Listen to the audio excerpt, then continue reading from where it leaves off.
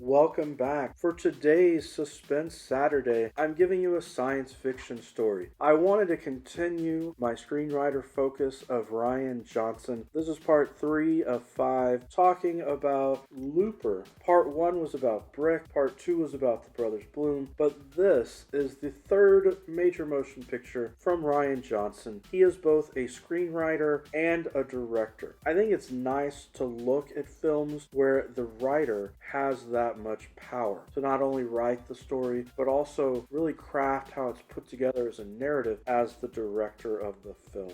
Looper is an enjoyable suspense and sci-fi story because it involves time travel in a way that no one had ever done it before. It's also fun that they put some sort of cosmetic makeup and or CGI effects on Joseph Gordon-Levitt to make him look like a young Bruce Willis, because Bruce Willis and JGL are playing the same character in this film, and that's part of the time travel aspect. The story takes place in the future in which time travel has been discovered, but there are legal requirements, legal aspects to how time travel is used. There's also an issue for the criminal underworld in the future because they're able to tag human bodies and track us so well in the future that it's really difficult for them to commit the crime of murder and make someone disappear because people are tracked so well. So in order to get rid of the bodies, in order to murder people,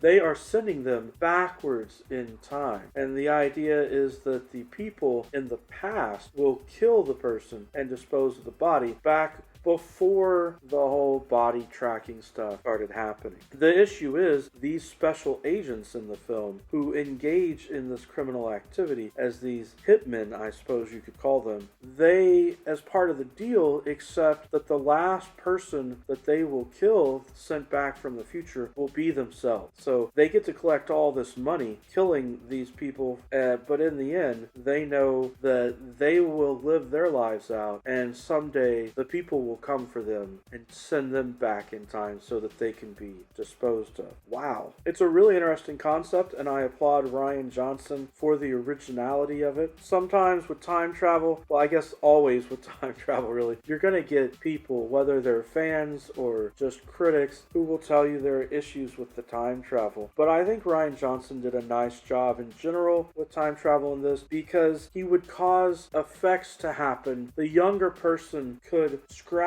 things out on his arm and leave permanent scars for the older person to see, and that sort of thing. Also, I don't want to give you spoilers, but the time travel stuff really is a huge part of the climax, the conclusion of the film, as we get, I don't think it's much of a spoiler to say, Bruce Willis's character, when he's sent back in time, is not killed by the younger version of himself, who is in shock, I guess, when it happens. The character's name is Joe. So Joe, I guess, is in shock, he hesitates, and the older Joe is able to escape, and then he's got to try and run down the older version of himself and kill him because the organization will kill him if he doesn't. And of course, with time travel, that then creates an issue with a time loop or whatever. But we're not going to think too much about that because you just can't. You can't get too mixed up in worrying about that. While the younger Joe is trying to track the older Joe, younger Joe comes across this woman at a farm who has a child who is a genius. And the whole way that it escalates is you realize that the older Joe is going around killing children, which is a horrific thing to think about. But he's doing it for the sake of the future, trying to prevent certain events from happening in the future, which makes you ask that old moral question of, if you could time travel, would you go back and kill baby Hitler or something like that? They are effectively taking that idea and putting it in this movie and showing that yes, older Joe has no problem killing babies, killing children in order to try and prevent these things from happening in the future that he is emotionally invested in. I enjoyed the film. It was interesting to see Joseph Gordon-Levitt look like Bruce Willis, but at the same time I understand there were people who had issues with some of the time travel aspects of it. To me though, the ending of the film really makes a film. So I can't tell you what it is because of spoilers, but I can tell you, if you start watching the film and halfway through you're like,